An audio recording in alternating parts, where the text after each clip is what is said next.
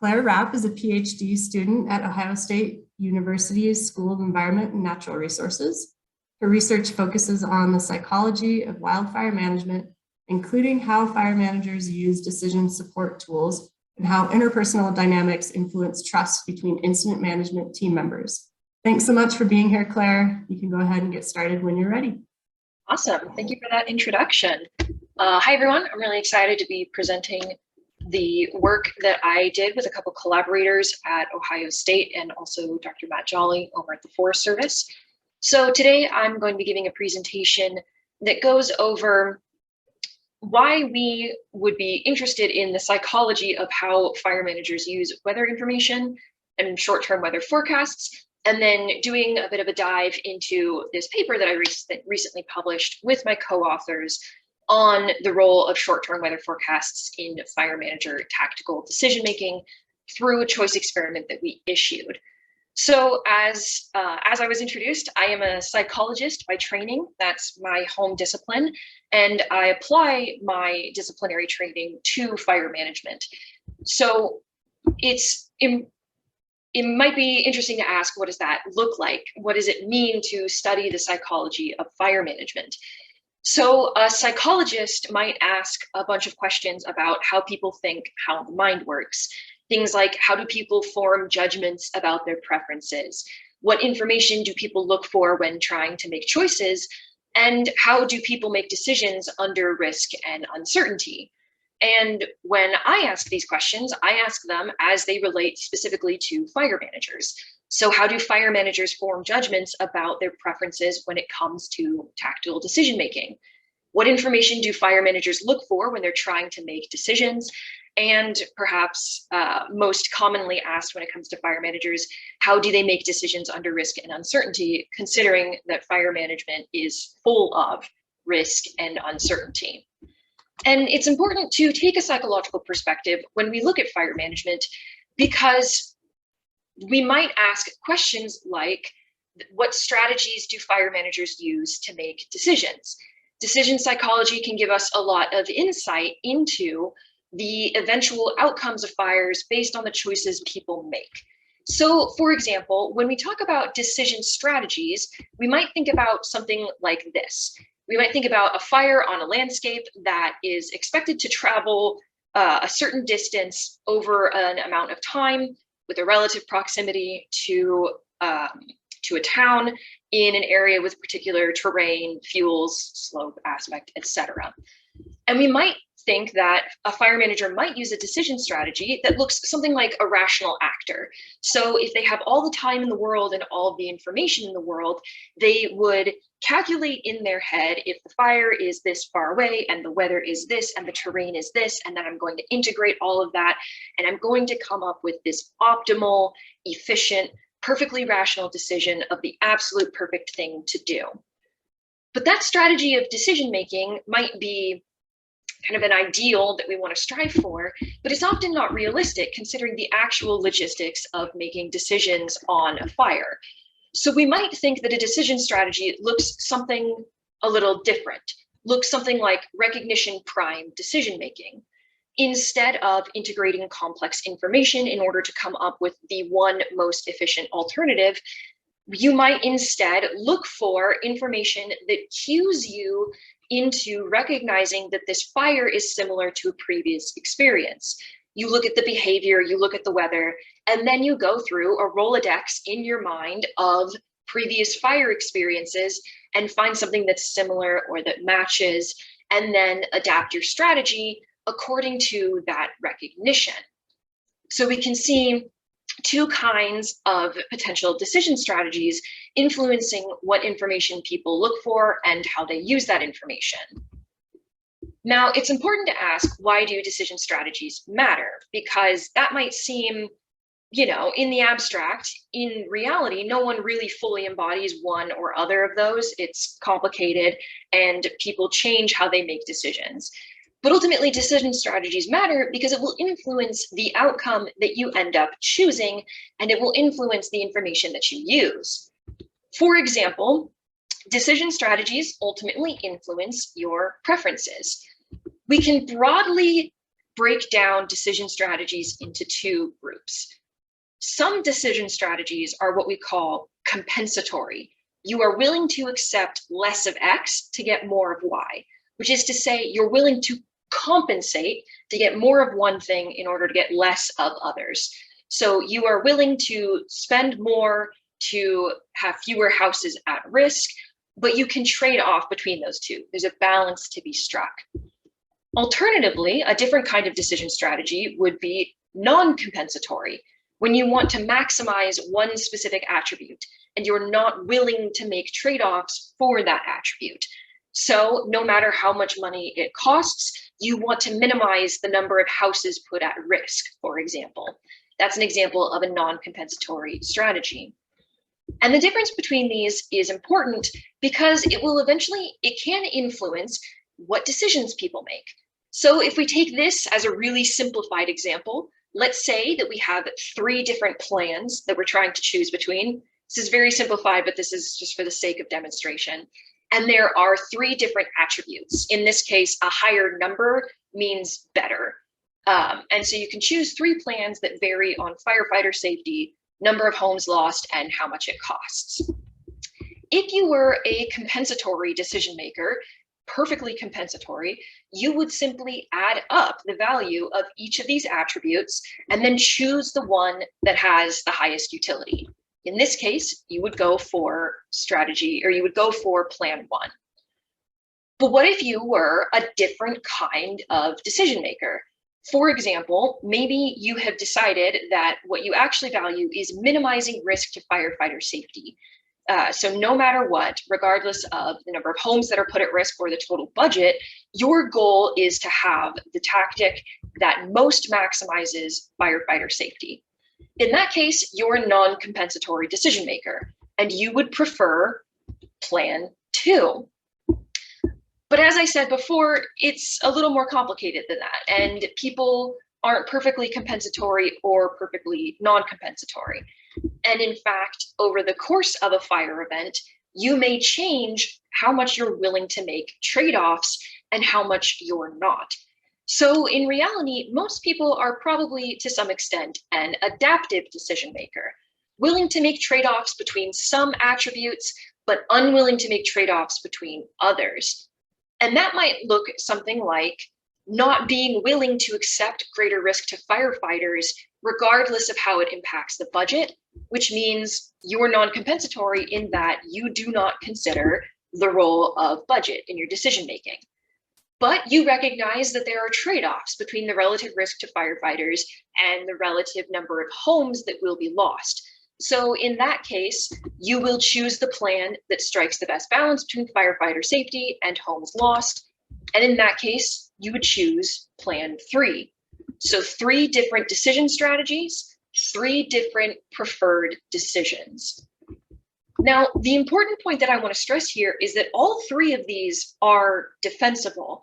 I'm not trying to imply that one is better or worse, but rather each strategy will be more or less appropriate for different contexts. It's expected that when there is incredible time pressure, when information is limited and the decisions need to be made quickly, the rules of thumb, non-compensatory decision-making are probably going to be more common. Whereas if there's more time, more ability to consider information, more things that need to be considered, and more stakeholders who need to be considered, perhaps a more adaptive or compensatory approach will be used. Regardless, though, the fact that all 3 of these are defensible means that we need to know how people are making these decisions. How are they using these strategies? Because if we don't know the strategies that people are using, we can't provide them the right information in the right format at the right time to support efficient, transparent, and defensible decisions. Effectively, we need to give them the kinds of information that is most useful to them considering the decision context that they're working in. But an important part of giving information is not only do you need to give the right information for the decision maker at the time, but we also need to be cognizant of the way that information can produce bias. So, for example, how information is framed matters. the exact same piece of information can be delivered in multiple ways. And neither of these ways are a lie. They just highlight different parts of the piece of information. So, for example, let's say that you were a store who wanted to encourage your customers to use cash. If you were selling a pair of boots, you could either sell the boots for $20 and offer a $2 discount for using cash, or you can sell the boots for $18 and have a $2 fee for using a card. These are fundamentally the exact same. $20 for card, $18 for cash. What changes is whether you're calling it a discount or a fee. And what we know from psychology is that gaining $2, getting a discount for using cash, is less powerful than losing $2 or having a fee for using a card. And charging $2 for using your card is going to get more people to opt into using cash than offering a discount. This extends beyond just consumer choices, though. The idea that foregone gains are less painful than losses extends into the realm of fire management. For example, this is from a previous study. If you offer fire managers a choice between two strategies in a hypothetical scenario where a fire is threatening 100 homes, in strategy 1, 25 homes will be saved with certainty, or for strategy 2, there's a probability that you will save no homes and a probability that you will save all of them. In the end, these are equal. 25% probability all homes will be saved and 75% probability no homes will be saved averages out to 25 homes being saved. The only difference is that one is a surefire thing and the other one is a risk. And when we give fire managers this choice, most of them prefer strategy 1, the sure bet. But here's where information framing really comes in. Because what if we gave the exact same information, but we changed the framing slightly? What if instead of 25 homes being saved, we said, according to strategy A, 75 homes will be lost, which implies that 25 will be saved, but focuses on loss. And then you have the flip side, strategy B, 75% chance of losing all homes and 25% probability of losing no homes. A and B are the exact same as 1 and 2. The only difference is whether it's highlighting how many will be saved and how many will be lost. And whereas before, people preferred the sure bet, saving 25 homes, when it's framed as loss, most fire managers prefer strategy B, the gamble. So the exact same piece of information can unknowingly trend people towards one decision or the other. And this is because people are prone to cognitive biases, which are systematic errors in thinking and decision making. And this is not just fire managers, this is every human. All of us have committed every cognitive bias on the books at some point in our life.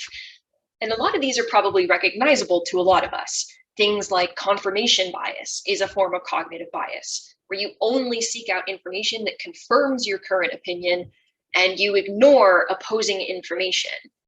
I'm sure we know lots of people who have done this, and I know I personally am prone to this all the time.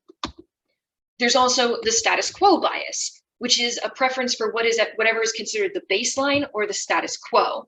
This becomes a bias when, through the framing of information, you can manipulate what's considered status quo and what isn't. Other ones that are really common include the sunk cost bias, continuing with an ineffective tactic because resources are already committed. This goes from everything to how you manage a fire to sitting through a movie that you hate because you sat through the first 30 minutes already. And finally, another one that is common and important for fire management is anchoring and insufficient adjustment, which is to say, after you receive information and you start at a certain point, when you receive additional new information, you insufficiently adjust your beliefs away from the previous estimate in response to new information. Effectively, you get stuck in path dependence with that initial area, that initial point that you were at, having undue influence despite the presence of new information. So all of this taken together, the fact that what decision strategies are used is going to influence your preferences, it's going to influence what you ultimately want, and the fact that how information is framed is going to interpret what you learn from it and your preferences. This suggests that preferences are constructed, not revealed. So when it comes to decision support, when we think about the tools that we can create to help fire managers make efficient, transparent, and defensible decisions, decision support isn't archaeology. You're not trying to uncover the one true decision hidden in every fire manager. Rather, decision support is architecture. It's a process of building people towards decisions that are in line with their values and are in line with their preferences as they go through the decision-making process. And this is going to be relevant, not only broadly speaking, but also in the particular context of one decision support tool widely used by fire managers, fire weather forecasts.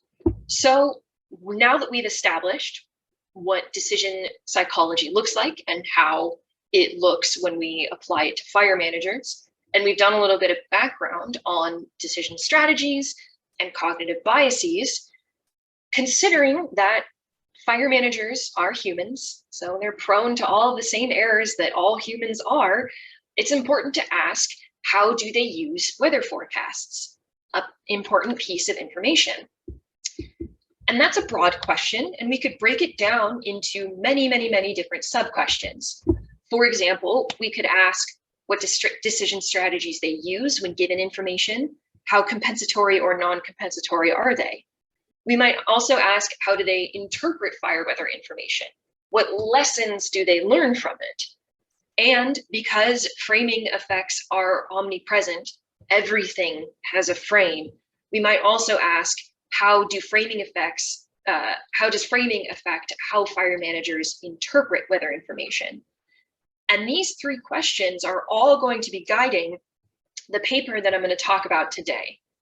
To answer these questions, we're going to specifically narrow it down to a particular context, because weather forecasts are used at all stages of fire management, and they're used by a variety of fire managers. But because you can't study all things at all time, this paper in particular is going to focus on tactical decision-making during the transition from initial to extended attack. So for the sake of the rest of this presentation, I'm going to continue to use the broad term fire manager just for simplicity's sake. But in this context, I'm going to be talking about fire managers who are making tactical decisions on fires going to extended attack.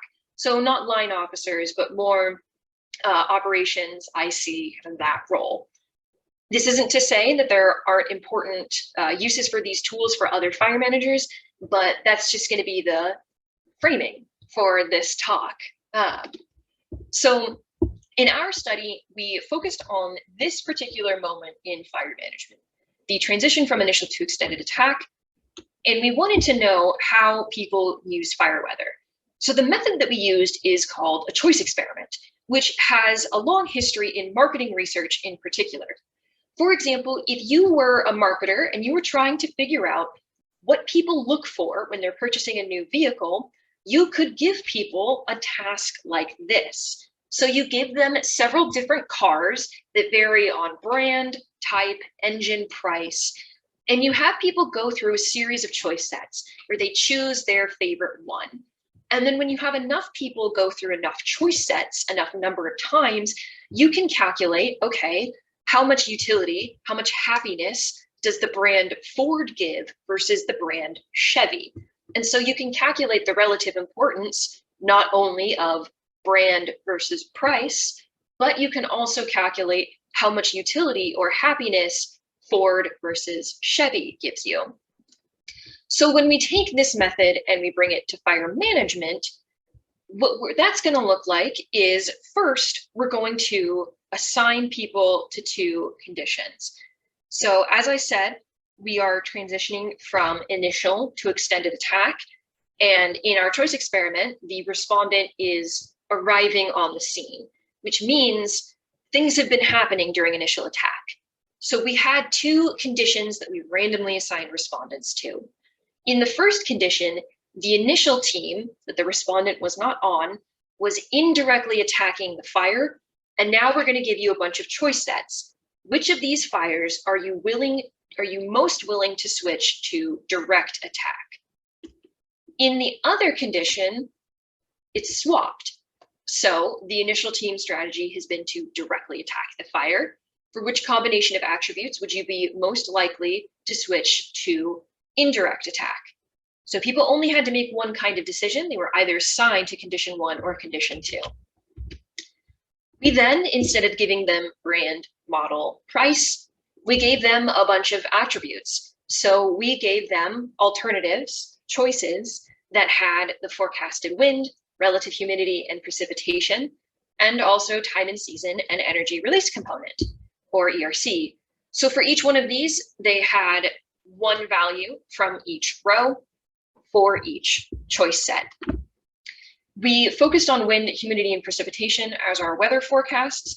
And importantly, we used these qualitative levels in part because we wanted to be able to survey fire managers across the country, which meant that we couldn't have a precise, for example, relative humidity that would be interpreted the same by all fire managers. 80% humidity is par for the course in some areas, and it's incomprehensible in the summer in other areas. So although we lose the ability to say, for example, wind speeds at this level are interpreted in this way, we gain the ability to be able to generalize across fire managers using these qualitative labels. So there is admittedly a bit of a trade-off there.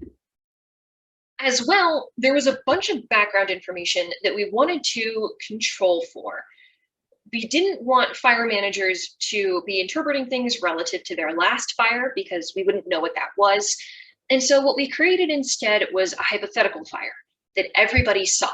So everybody saw the same exact fuel type, fire size, terrain, incident type was a type 3.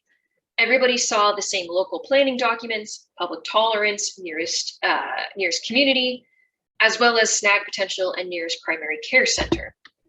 We established all of these in the opening at a level that we were trying to imply meant that there was no clearly superior tactic.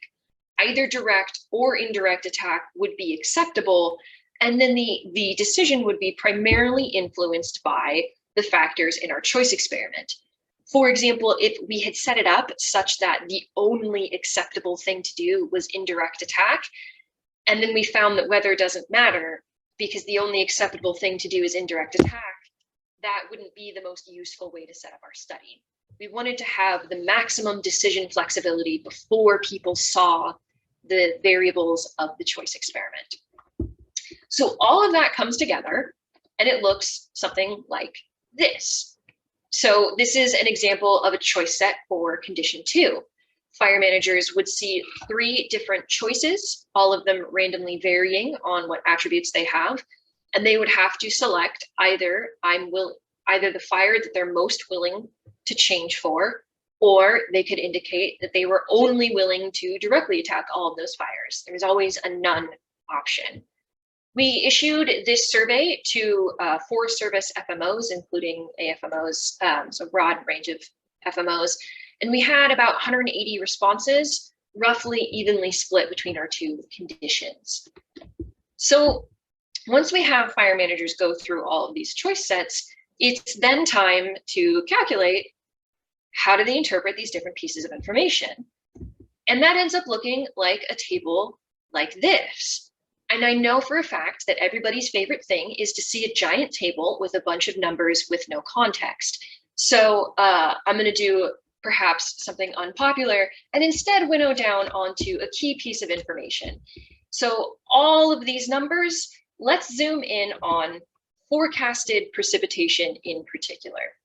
So the way that we interpret this information is just that a bigger number is more utility, means that something is better, and a smaller number means that something is worse. So in this case, if we look at condition 1, what we see is that a high probability of wetting rain has a positive utility. So when there's a high probability of getting rain, people want to switch to direct attack more than when no rain is forecasted.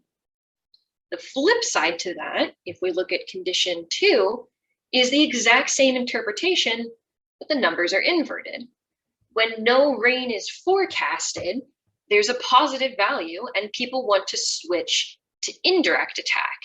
When rain is forecasted, there is lower utility and people want to continue directly attacking. All of these numbers end up summarizing to, there we go. In general, fire managers interpreted information consistently. So the ideal conditions for direct attack were moderate fire behavior early in the season, and the ideal conditions for indirect attack was extreme fire behavior with no rain. So regardless of which condition they were assigned to, that's the lesson they generally took away from the weather information, which is perhaps expected. We saw some differences in their willingness to switch though. So if individuals arrived on a fire and they were already engaging in indirect attack, already going wide, they were only willing to switch to direct attack about half the time or half the choice sets. So half of the time, none of the 3 fires that were presented were acceptable for switching back to direct attack. In comparison, if they started direct, they were much more willing to change their tactic and go indirect. At least 1 fire was acceptable for indirect attack 92% of the time. Now, as I said, although the interpretation of the information was the same, indirect attack with extreme fire behavior late in the season, direct attack with moderate fire behavior early in the season, there was another difference across the conditions. When we do a choice experiment, not only can we calculate the utility, how much joy or utils or benefit a certain value brings you, but we can also calculate the importance of an attribute. Importance means how much sway a given attribute has over the decision. So if rain, regardless of its level, is really, really important, if whether or not it rains is going to influence what you decide to do, whether you're going to switch or not, then precipitation would have a high importance. And what we see here is that the relative importance of attributes varied across condition. So when people were in that first condition, deciding to switch to direct attack, to switch to going close, seasonality had the biggest influence, had the most impact. And the most impactful piece of weather information was wind. But that wasn't true in the other condition, in condition 2. When switching to indirect attack, the most important piece of information, the thing that had the biggest sway over their choices, was precipitation. And in fact, wind is pretty low. It's the 4th most important, or the 2nd to last attribute in terms of importance. So although the interpretation is the same, what information is prioritized depends on the framing. We also asked fire managers in an open-ended question what factors they believed were the most important for them making a decision. And the reason why we asked this in open-ended, like a comment text box, is that we wanted to be able to capture things that we hadn't even thought about, that respondents were using, that we either didn't include in the choice experiment or we didn't realize were having an impact on decisions. And this is good because it allows us to compare the self-assessed most important factors with the choice experiment most important factors. So if we compare the two, what we see is that regardless of condition, now seasonality is mentioned the most frequently. Time and season seems to be the most important as a measure of how frequently it was mentioned. We see that wind is about equally important now across conditions. Wind was in condition 1, seasonality and wind are in the same order that they were before, but in condition 2, the order has changed considerably. And then we also see similar results to the choice experiment, where precipitation is less important for condition 1 than it is for condition 2. It's mentioned less frequently. So with all of this in mind, what are some, oh, and there's, my apologies. And then we also asked how confident they were in weather forecasts. So now that we have asked all these questions about how they use weather forecasts, taking a step back outside of the context of this choice experiment and just thinking about the weather forecasts that they get in over the course of their job doing when managing a fire, how accurate do they believe they are? And then we had 4 different levels: 0 to 25, 26 to 50, 51 to 75, and 76 to 100. We divvied it up like this because we didn't want 50% to be a middle response and then people kind of default to 50% as a rule of thumb, or because they are uncertain, they haven't thought about it, so they just kind of choose, 50%. And what we see here is that in general, people tend to believe weather forecasts are accurate 51 to 75% of the time across all 4 kinds that we measured. But confidence in precipitation and wind forecasts are lower than relative humidity or weather forecasts in general. And this is perhaps problematic, or perhaps an issue that warrants consideration, considering that precipitation and wind were more important than relative humidity, and yet confidence in them, their perceived reliability, is lower. So if some weather forecast models should be prioritized for either increases in reliability, or on the social side, increases in people's confidence in them, precipitation and wind might be the ones that warrant the most attention. So with all that in mind, let's take a step back. We've gone through a lot of things, and let's highlight the key results from this paper. So the key results are that regardless of the condition of the starting tactic, direct attack was preferable with moderate behavior early to mid-season, and indirect attack was preferable with extreme behavior and later in the season. But we also see that, once again, framing matters. Specifically, the context matters. The initial team's strategy will influence what information is the most important and what information needs to be prioritized. This isn't to say that this is a gotcha moment, that they should have been precisely the same importance, and that this is an example of irrational decision-making. Rather, this can be adaptive. If information on what the initial team decided to do is a key piece of information, it has implications for how to manage the fire, then it should affect the importance assigned to pieces of information. In particular, if it has an interaction effect, if those 2 things, initial strategy and weather, are more than the sum of their parts, then they need to be considered in tandem.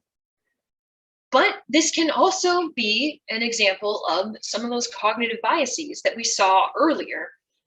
If the initial team strategy is having too much influence on how new information is used and interpreted, then this can be an example of path dependence.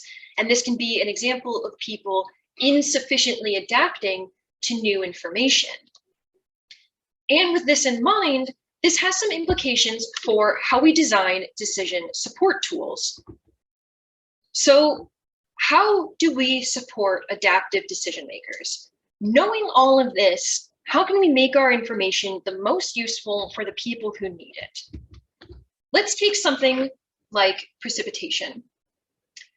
Different pieces of information are going to lend themselves to different decision strategies.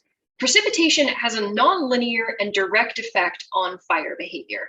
As the probability of precipitation gets higher, it doesn't impact fire behavior until it actually rains, if we control for things like humidity increasing. But if it's just whether or not it rains. So it has a direct effect on fire behavior, but it's nonlinear. Key thresholds need to be passed before it has an effect. This means that precipitation, all else equal, is already kind of really easy to turn into rules of thumb for fast, non-compensatory decision-making. When time is low and pressure is on and decisions need to be made quickly, Precipitation is a piece of information that is readily interpreted for that kind of decision making. In comparison, wind has an incremental and direct effect on fire behavior. So as the wind blows harder, with key thresholds acknowledged and interaction effects and local specifications acknowledged.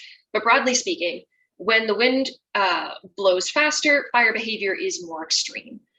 This means that wind, compared to potentially other pieces of information, is easier to interpret and more ready to use for deliberative, compensatory decision making.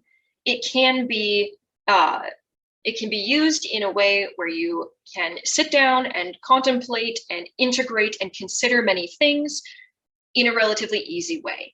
We can compare this to relative humidity, which also has an incremental effect, but has an indirect effect on fire behavior based on fuel moisture. So whereas wind can be used immediately to consider fire behavior, humidity has to be considered with more steps. How does humidity affect fuel moisture? And then how does fuel moisture affect fire behavior?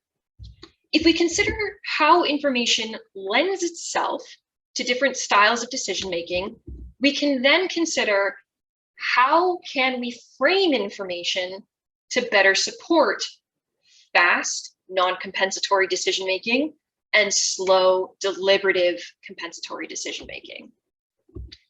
For example, if we are designing a decision support tool for slow and deliberative decision-making and we want to frame wind, we would efficiently and clearly display the information. Don't make it harder to read and find than it has to be.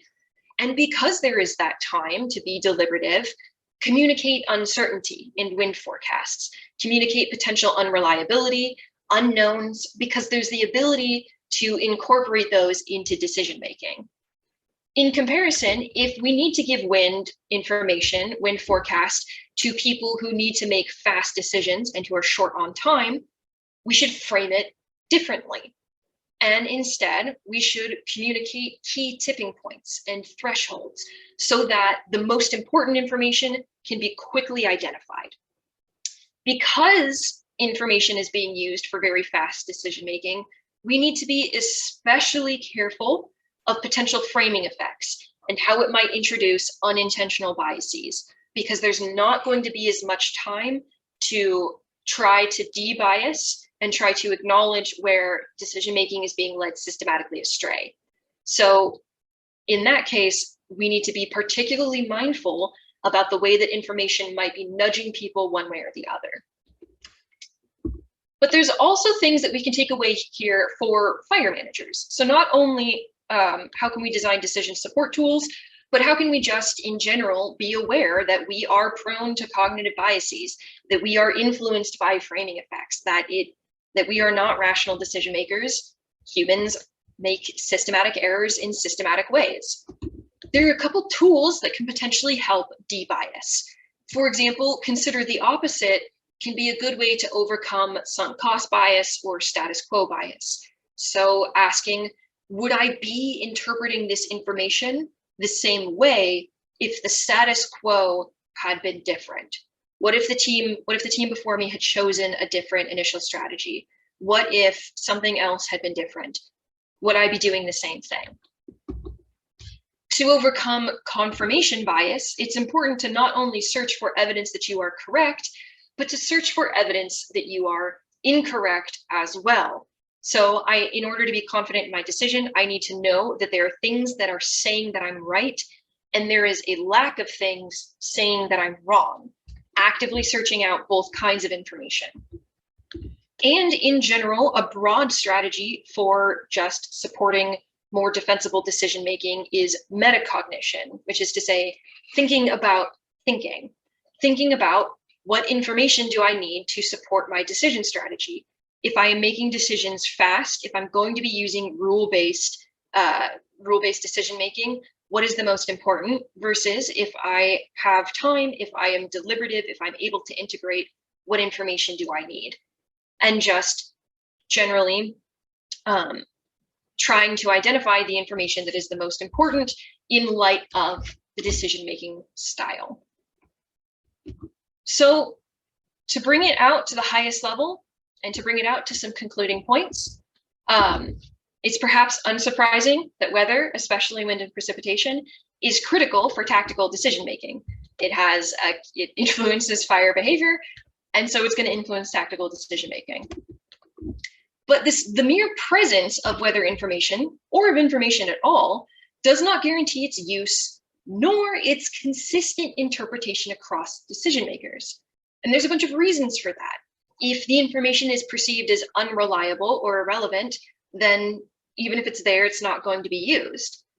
The information could be the best that it could possibly be, but if there's insufficient time to attend to it, then it's also just not going to be used. And as well, decision strategies and information framing, what we've seen from this talk, is going to influence what information people prioritize and the lessons they learn from it. That means that decision support tools, from weather forecasts to the wide variety of decision support tools that exist for fire managers, both for tactical and strategic and pre-fire planning, all of them should be designed with the decision maker in mind. And for decision makers specifically, they should be considering how their decision strategies affect their preferences and open them up for potential for bias. So with that, that's going to conclude my talk. Thank you everyone for listening, and I am happy to answer any questions that you might have. All right, thanks so much, Claire. That was excellent. We do have quite a few questions, so I'm going to go ahead and read them off. And feel free to keep typing in questions, folks, and we'll get to as many as we can. The first one, FMOs have very different backgrounds. Did you attempt to gauge experience level or years of experience? Yes, so we did have a measure of, we had a couple measures. We had, what is your highest qualification? How long have you been in your highest qualification for operational fire management? And then also, how long have you been in your current day job? And how long have you been in fire management? And for how long have you been in fire management, there was a very wide spread. We had everything from a couple years to decades, but most people that we surveyed had about a decade or more of experience in fire management broadly, not necessarily just as an FMO. Great, thank you. I'm going to take two of these questions and combine them. So this is more of a comment. You left off topography and vegetation type as critical factors, and also region is a major factor in how weather forecasts are utilized. Can you speak to how, or if you considered adding in those more physical location-based factors with the weather factors, or did that just get too complicated or messy when designing the experiment? Yeah, I think that's a really good question. So in our scenario introduction, the thing that every fire manager saw before they began the experiment, we had a paragraph, effectively, a little narrative that introduced them to the fire. And I can't rattle it off straight from memory, but we did say it was moderate terrain with the potential for snags. It was mixed conifer. The fire was 150 acres, was being managed as a type 3 event. The nearest control points were 0.5 to 1.5 miles away, within an hour of an evacuation or of an emergency evacuation center. And then we had pictures of the landscape, which I don't remember precisely where they were taken from, but it was a mountainous landscape with not terribly overgrown dense conifer, but kind of mixed density conifer on moderate to steep terrain, moderate to steep terrain. So that was the thing that we gave everyone. It's inherently going to carry with it assumptions that it's a particular region, because people are going to see the pictures that we gave them and know, this isn't the swamps of Florida, even if they can't identify precisely where it was. So that was something that we really, really wanted to do. We wanted to be able to create fires that were accurate for the different regions that people were in. But one of the limitations that we found was that we didn't have a large enough sample size in each separate region to make a choice experiment for everyone. So if we wanted to have enough statistical power to do any analyses, we needed to pool everyone, which meant that we had to come up with something that would be imperfect for everyone, but acceptable for everyone. So the best for no one, but good enough for everyone. Great, thank you. These are a couple of comments, and I'll just read them off and you can respond. You can probably also read them in the chat box if it gets to be too long-winded from me. Precipitation and wind confidence will depend on what kind of forecast the IC is using. On IA, it's going to be a general forecast. We do teach to get a spot forecast as soon as possible, which will increase confidence in local to the fire, wind, and precipitation. And then precip and wind are also two of the most subjective observations unless directly measured. Fireline personnel don't often directly measure precip, and humans are inherently horrible at estimating wind speeds. I can speak to that. Plus, regional climate experience can make a light all-day rain appear like it was pouring to some non-coastal Northwesterners, or vice versa for a Pacific Northwest person getting caught under a monsoon, not realizing conditions could support fire within a few hours after the storm. So I don't know if you have any general comments related to that. Yeah, I think all of that is true, which is part of why the qualitative labels are perhaps actually more accurate to what people would actually think of or use on the fire line if they don't have precise precipitation forecasts, either because they're out in the field making a decision or the spot forecasts haven't come in yet because it's still early in the fire event and the general forecasts are considered too unreliable to use or something. Then those really qualitative labels might be how one actually experiences wind and precipitation on a fire. We did in the opening scenario, as another thing that I forgot to mention when I was listing off the things that we said. So the weather forecasts were coming from, I don't know if we specifically said, I don't remember off the top of my head, if we specifically said they were coming from an IMET who was arriving on the incident, but we couched the forecasted weather as spot weather forecasts. All right, thank you. This is a comment. Wind Ninja app is good for getting a quick snapshot of local wind using the current forecast as it relates to local topographic influences. Do you have any comments on that, or? Yeah, I think yes. In short, yes. So there can be good ways to get wind forecasts. This is perhaps tangentially related, but one of the sort of reasons why we pursued this project is that this is a follow-up to some earlier work that we did where we did some interviews with fire managers and we asked them how they use decision support tools like WIFDIS and FS Pro. And one of the things that we found was that from that study was that weather information was prioritized more than fire behavior information. There was a sense among some of the people that we interviewed that sort of a good fire manager, quote unquote, doesn't need a fire behavior forecast or model, because if they simply have weather information, they should be able to intuit or interpret what fire behavior that's subsequently going to lead to. And that was why we decided for this one in particular to focus on weather forecasts instead of, for example, doing a choice experiment with different fire behavior maps and having that be the key variability. So there are good sources of weather information out there. Absolutely. The science behind weather forecasts is bananas to a psychologist like me.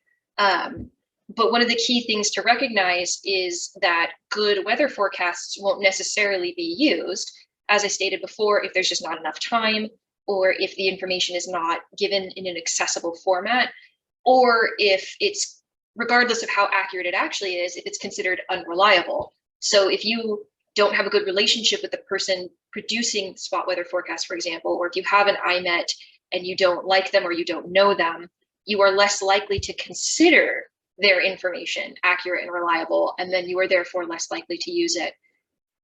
All of this is to say, accurate sources of information, of weather information exist and they are important, but the human line before it's actually used is thick with intervening factors. That's a good way to put that. This is another comment. So relating to seasonality and precip, much of the time when we're under drought conditions, the precipitation part of the decision is essentially zero, like there's no chance of precip in the foreseeable future. Going back to seasonality and perhaps region, can you speak to that at all? Is that maybe why seasonality popped out as more of a decision factor? Yeah, so one of the weaknesses of this project, something that if I could redo it, I would want to do it with a bigger sample size, because not only does a bigger sample size give you more generalizability, because you literally capture a wider variety of opinions, but one thing that we couldn't look at because we didn't have enough respondents was interaction effects. So we saw how people used weather information, when there was a certain level of importance for precipitation, and precipitation was interpreted in a certain way, but we couldn't test, for example, how important is precipitation early in the season? How important is precipitation in the middle of the season? And how important is precipitation late in the season? And are those three different from each other?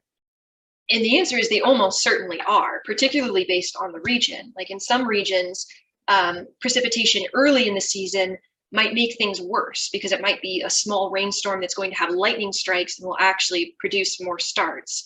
So precipitation might actually be an indicator of impending more extreme fire behavior.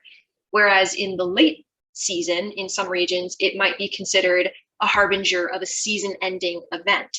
And in that case, it's going to not only reduce your fire, but it's going to put it out. So that is definitely something that we were not able to look at with this study in particular, even though it is undoubtedly important. And it's something I'm very interested in looking at, is going into greater detail. How exactly is fire behavior calculated by fire managers at different points in different areas under different conditions? All right, thank you. We have time for 2 final questions, and then if you do have more questions after this, please type them in the chat box and we can facilitate some answer Q&A via email. I'm going to read the last one first. What would be your key takeaway for us as meteorologists to definitely change in order to serve the fire managers and ICs better? I think the key takeaway is something that I imagine is already acknowledged by IMETs, is that you have to you are creating an information product, and fire managers are effectively your customer. And so you have to make a product that appeals to and is designed for the customer you have, and not necessarily your fellow meteorologists or some ideal version of a fire manager who not only has decades of fire experience, but has a PhD in weather science. So there are 2 approaches to decision support. You can try to make people closer to that rational actor model that I showed at the very, very beginning, or you can accept that people do not behave that way and try to make them the best version of the kind of decision maker that they are. And as an IMET and as meteorologists in general, I would say that the key takeaway is that both of those are acceptable, but you need to decide which one is more important, and you need to tailor your information accordingly. Great, thank you. And I'm asking this question last because I think it kind of relates to next steps for this project, or for the products associated with the project. So these are great tips for me as an operational fire weather forecaster in BC. I'm afraid lessons from your work may slip unless I see some more examples of different information delivery formats. Would you be willing to provide some examples to help put some of these ideas into practice? And so you can answer that directly, and then also if there are plans for next steps for this research. Yeah, I would really like to expand this research. This method, this choice experiment, is a classic social science technique, and it has like statistical strength, and it's very clean because you control for things very precisely. You only look at what's included, but obviously it loses the ability to speak to the reality of what it's like to receive this information on the ground. So in an ideal world, my kind of dream social science process for something like this is to start with something like this kind of very theoretical, clean, but abstract way to look at information, and then bring it a step further down. So doing something very similar to this, but we specifically couch it not in these qualitative levels, but we couch it in an interface that looks like existing weather forecast tools. And then we can tweak the interface to see how that influences decisions. And then you can kind of keep taking that down these steps as you get more to practical application. And that's where, in particular, like interdisciplinary science and interdisciplinary team science comes in, because once you get to the point where you are creating, for example, user interfaces for weather forecast and decision support tools, that is well out of my personal wheelhouse. I do not know how to create weather forecasts, but that's where kind of different fields is more than the sum of their parts for practitioner-oriented research really comes in. At this time, there is not an active next step. This is actually the second step of a two-part project for this JFSP grant. But this is a body of research that I'm very interested in. I am a PhD student, so I'm kind of at the beginning of my career. And although I do not have things actively in the running to continue this, this is effectively the research agenda that I'm really interested and passionate about.